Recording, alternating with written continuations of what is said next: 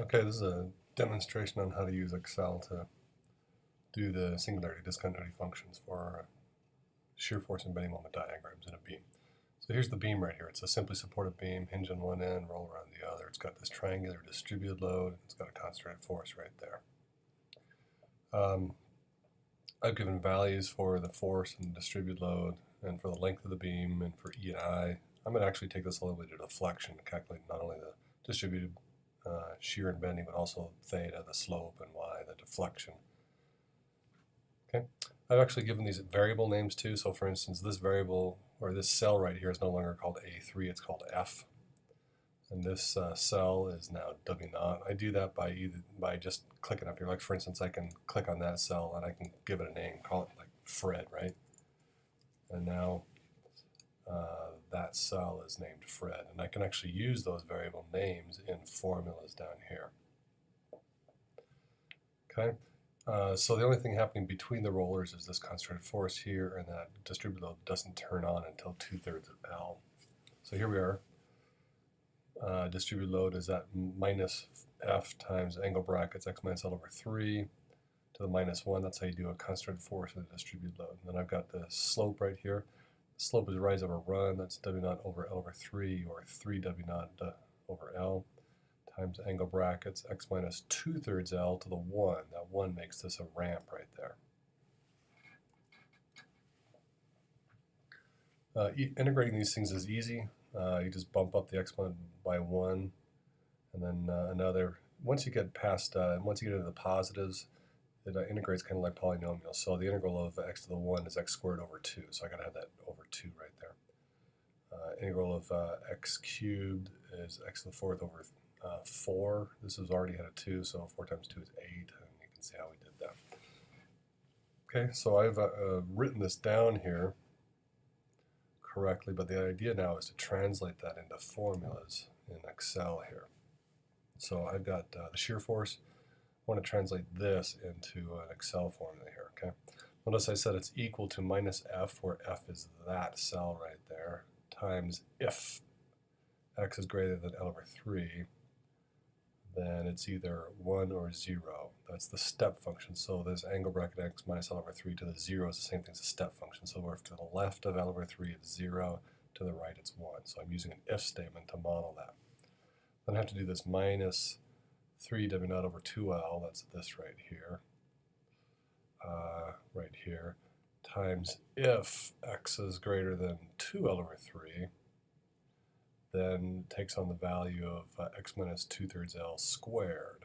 So you can replace that with regular parentheses if you're beyond 2/3 L. Otherwise, it's just 0.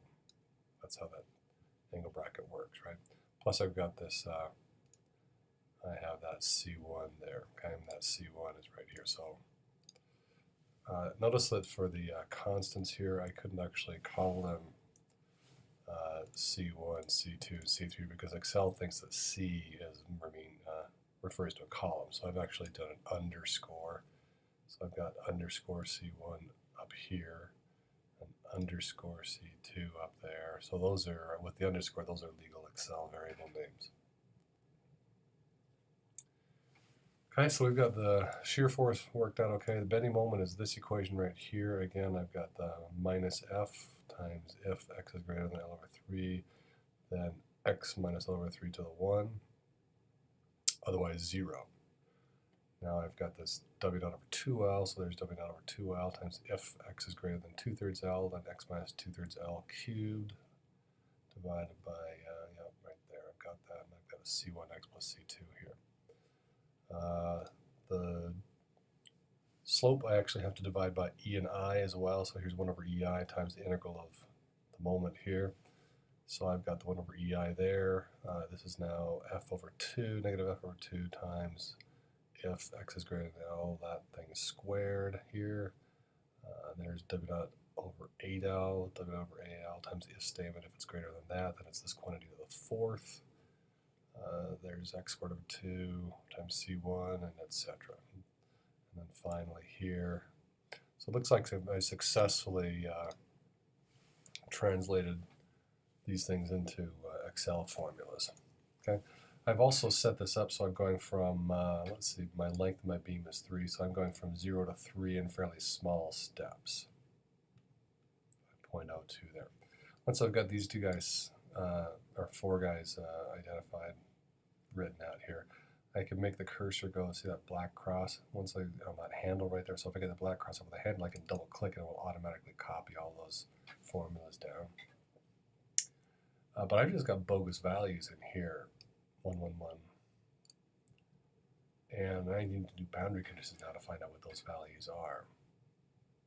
So for the boundary conditions are that this end has no deflection, that end has no deflection, and this end has no moment, and that end has no moment. So the deflection, the bending moment have to be 0 on both ends. Okay, I'm going to actually use the solver. So tools, solve. You have to actually install this solver. You can stick it in. If it's not already installed, you can do add-ins and then click solver and add it in. I've already done that, so I'm just going to click solver now. This is now added to the menu. If I do that, looks like I've done this before. So it usually comes up with something in this cell, like something like that, and then these guys are all blank, so there's nothing here. Okay, so when this comes up, usually you want to take this and erase it, whatever it is, and then you want to say, I want to find an optimum solution by changing these four guys right here. So those are the variables that I'm changing, right? And now I'm going to add my boundary conditions right here. So I'm going to add a boundary condition. Okay, what do we say our boundary conditions were? The bending moment is 0 at both ends. So let's do, this is the bending moment at x equals 0. So I'm going to click on that. I'm going to say that has to equal 0. Okay, now I'm going to add another boundary condition. Okay, the deflection there has to be 0 too. So here's the deflection at x equals 0, and that also has to be equal to 0. And I'm going to add another one, third one. The other end has to have 0 bending and 0 deflection, so I need to actually scroll down here to get the bending moment at the bottom of the beam. Right there. That better be equal to 0. And the fourth boundary condition is the deflection at the end of the beam better be equal to 0. And hit OK. There's my 4 boundary conditions right there. Sometimes this box is checked. You want to uncheck it because this says these can only be positive, but sometimes they are in fact going to be negative, so make sure that that's unchecked there. And then just hit solve. Here it says that the solution has been found. So these are the constants that make the deflection 0 at both ends and the bending moment 0 at both ends.